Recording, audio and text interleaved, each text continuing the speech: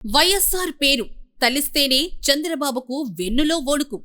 ఆయన పూర్తి పేరు ఏడుగురి సందేటి రాజశేఖర్ రెడ్డి.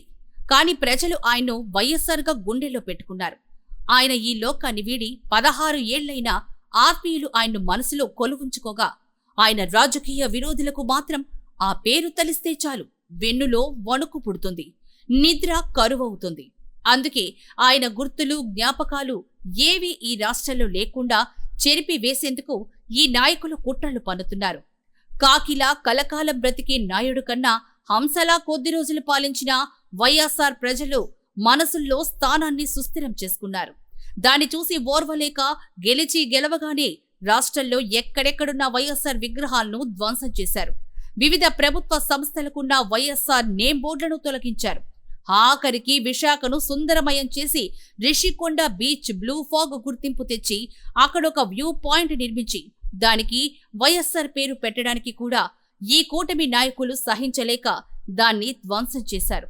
విశాఖలోని ఆంధ్ర క్రికెట్ అసోసియేషన్ వారి స్టేడియంకు ఉన్న వైఎస్ఆర్ పేరును ప్రభుత్వం తొలగించింది. ఆ స్టేడియంను అన్ని విధాలా అభివృద్ధి చేసింది. వైఎస్ఆర్ అన్నది విశాఖ వాసులకు తెలుసు. ఇప్పటికే అది వైఎస్ఆర్ స్టేడియంగా ప్రాచుర్యం పొందింది. అలాంటి పేరును తొలగించడం అంటే ఆయన నీడను కూడా చూసి భయపడ్డమే అని ప్రజలు అనుకుంటున్నారు. విశాఖలో అచ్యుతాపురం పారిశ్రామిక సర్చ్, Ramanaidu studio, Arilova health city, Brandix దుస్తుల కంపెనీ, ఫార్మాసెట్స్, గంగవరం పోర్ట్, నోవెటల్ హోటల్ ఇవన్నీ వైఎస్ఆర్ హయాంలో వచ్చినవి. విశాఖ పారిశ్రామిక గతిని మార్చినవి. వైఎస్ జగన్ అయితే ఒక జిల్లాకు దివంగత ముఖ్యమంత్రి ఎన్టీఆర్ పేరు పెట్టారు. అలాంటిది కొన్ని సంస్థలకు ఉన్న వైఎస్ఆర్ పేర్లను కూటమి ప్రభుత్వం తొలగించడం అంటే రాజకీయం లేఖితనమని ప్రజలు భావిస్తున్నారు. పేర్లు తొలగిస్తే వారి జ్ఞాపకాలు చెదిరిపోవని, వైఎస్ఆర్ వంటి మహానాయకుల సేవలు ఎప్పటికీ ప్రజల మనసుల్లో సుస్థిరమే అని ఈ చంద్రబాబు లాంటి నాయకులు ఎప్పుడు తెలుసుకుంటారో. ఫోన్ చేస్తే చాలు 20 నిమిషాల లోపల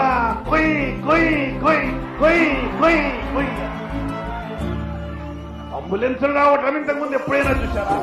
ఇవాళ ఈ రాష్ట్రంలో ఆరోగ్యశ్రీ ఇంప్లిమెంట్ అవుతుంది కదా. ప్రతి జిల్లాలో సంవత్సరానికి 4,000, 5,000, 6,000, 7,000 ఆపరేషన్లు, పెద్ద పెద్ద ఆపరేషన్లు, గుండె ఆపరేషన్లు. ఇక్కడ జిల్లాలకు పోయినప్పుడు ఆపరేషన్లు జరిగిన వాళ్ళు వచ్చి ఎంత బాగా చూపిస్తాంటారు వాళ్ళకి. సార్ నాకు ఆపరేషన్ అయిపోయింది, నా గుండె ఆపరేషన్ అయింది, నేను బాగా ఉన్నా, సంతోషంగా ఉన్నా, అది ఇంతకుముందు నడవాలని ఆయాసం ఉండేది అని చెప్పి పిల్లలు 10 ఏళ్ళు, 20 ఏళ్ళు అటువంటి పిల్లలు కూడా వచ్చి చెప్తా అంటే వాళ్ళు ఊరికే చెప్పరు. చొక్కాకు గుండెలిప్పి నాకు ఆపరేషన్ అయింది అని చెప్పి చాలా సంతోషంగా చెప్తా అంటారు. అదిగో పావలావ దేవి గారికి 20 కిలోల బియ్యాన్ని అందజేస్తున్నారు.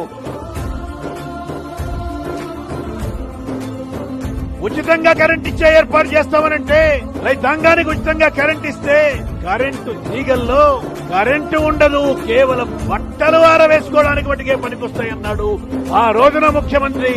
నమస్తే బాబు, నమస్తే బాబా, నమస్తే నమస్తే నమస్తే నమస్తే నమస్తే.